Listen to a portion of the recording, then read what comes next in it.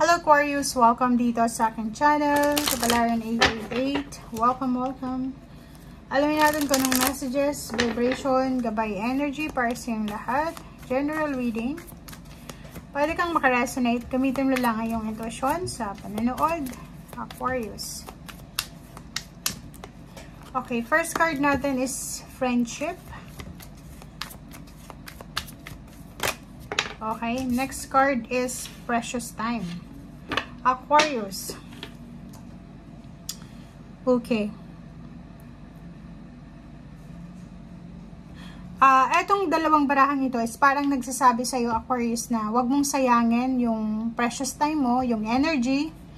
Okay, time, energy, effort, love, money. Okay? Sa mga taong hindi naman totoo sa'yo. Like friendship na tinuturing mo, Aquarius. Be careful sa mga ibinibigay natin na oras, energy, panahon, pagkakataon, pera, pagmamahal sa mga taong hindi naman deserve yung binibigay mo. Okay? So, this week daw, hanapin natin kung sino yung talagang susuportahan ka, ini-encourage ka talaga sa journey na gusto mong matupad or sa fulfillment ng dreams mo. So, maging maingat ka sa linggong ito. So, parang, ang linggong ito is parang sinasabi sa'yo na kailangan mong realization, kailangan mong malaman kung sino ba itong mga taong totoo sa harap at sa likod mo, or kung sino ba itong mga taong tinatrader ka, or sino ba itong mga taong hindi mo alam kung ano yung mga hidden agenda nila sa buhay mo. Okay? And sinasabi sa'yo ng baraha dito, Aquarius, na life is short. Parang ganun. Ito precious time life is short. Na wag mong sasayangin ang energy mo, ang oras mo sa mga tao. Like relationship, family members, trabaho na toxic. Na alam mong hindi ka mag-i-improve dyan sa lugar na yan, or sa trabaho yan, or sa relationship na yan.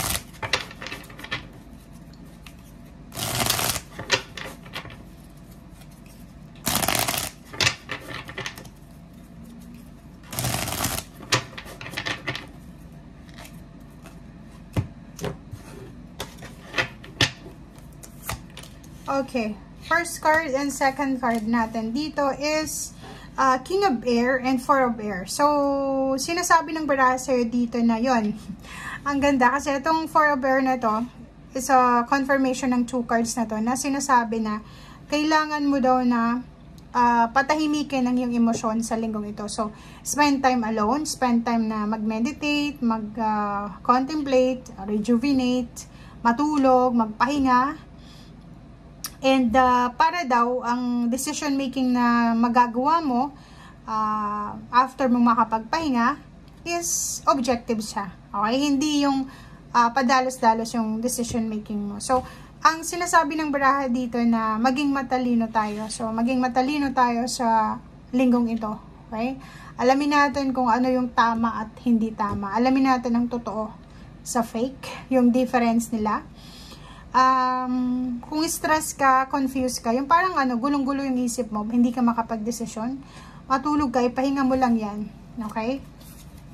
Huwag mong madaliin ang sarili mo. Okay? So, kasi may two of air tayo dito, hindi ka makapag-desisyon, confused ka, pero hindi mo naman pwedeng i-abandon na ang situation. So, kailangan mo talagang mag-desisyon.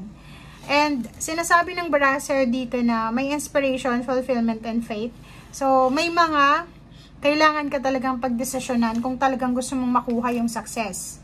And dito sinasabi ng baraha, pwedeng tungkol to sa trabaho, tungkol to sa pera, tungkol sa negosyo, or tungkol to sa relationship. So, if ever man na hindi ka makapagdesisyon sa linggong ito tungkol sa iyong karelasyon, tungkol sa pangarap mo, tungkol sa inspiration mo, tungkol sa plano mo, yun na nga. Ipahinga mo daw yung isip mo, huwag ka munang gagawa ng desisyon sa linggong ito. Make sure na kalmado ka bago ka gumawa ng desisyon. And make sure din na hindi ka padalos-dalos. Okay? Hindi ka nagmamadali sa decision making. Okay? And yung King of Air, parang sinasabi sa atin na mag-research tayo. hanapin natin yung tamang information, mag-research tayo. Like relationship, may naliligaw sa'yo, may nag-offer ng kasal. Pag-aralan mo muna kasi kahit sabihin natin na matagal na kayong magkarelasyon, hanggat hindi kayo nagsasama sa isang bahay, ay hindi mo malalaman ang totoo niyang ugali. Okay? So, alamin mo yung motibo ng mga taong lumalapit sa'yo or yung mga taong feeling mo confused ka sa mga intention nila. Okay? So, yun. Nakikita natin na sa linggong ito, isang magandang inspiration to, magandang balita, message, chat, call, or any kinds of communication na pwedeng magdala sa'yo ng confidence, passion, and adventure. So, pwedeng relationship siya, pwedeng new jobs, pwedeng new environment, new country, or kung ano man to na pwedeng magdala sa'yo ng inspiration. And ending. So, dito sa barahang to, may iba sa'yo dito ang kailangan yung tapusin yung mga unhealthy options, endings na to. Kailangan nyo nang makaalis sa situation na yan. Like, for example, toxic na yung trabaho, toxic na yung negosyo, toxic na yung environment. Hindi na tahimik yung mga kapitbahay mo, sobrang iingay na, hindi ka makatulog, hindi ka makapag-isip. Alam mo yung feeling mo, exhausted ka na. And sinasabi ng barahan na sa linggo ito, kailangan mo nang tapusin. Ano man ang bagay na hindi ka na nagbe-benefit dito, kailangan mo nang tapusin. And i-welcome mo yung transformation. Release the past, release the negativity, release the toxicity, and then i-welcome natin yung freedom, yung new beginnings. Okay? Diba? So, kasasabi ko lang sa'yo. So, sinasabi ng baraha dito ang Nine of Air na kailangan mong i-release ang sarili mo from negativity, from worries and sleepless nights. Yung sobrang pag-a-analyze natin ng situation, yung hindi tayo nakakakuha ng tamang solusyon. Six of Earth, malapit nang maging balanse yung iyong financial na buhay. Like for example, may mga problema kayo sa pera, problema kayo sa relationship, problema sa baby, problema sa pamilya, problema sa magulang, or kung ano man to, sinasabi na huwag kang mag-alala kasi magiging balanse na. Malapit nang maging balanse kung ano man ang imbalance sa buhay mo.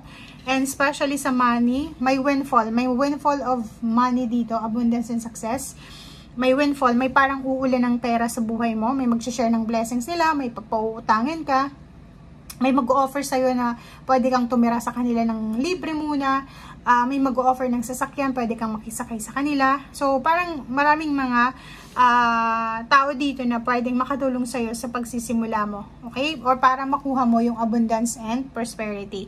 Take care of your body din. Yung sinasabi ng baraha, huwag kang masyadong magpupuyat, kumain ka ng tama. Doon sa mga gustong manganak na babae, Aquarius, make sure na nakakatulog kayo ng maayos everyday, kumakain ng tama, umiwas kayo sa stress, umiwas kayo sa Nine of Air para makuha nyo kung ano yung gusto nyong makuha. Okay? Thank you guys and see you again. Bye!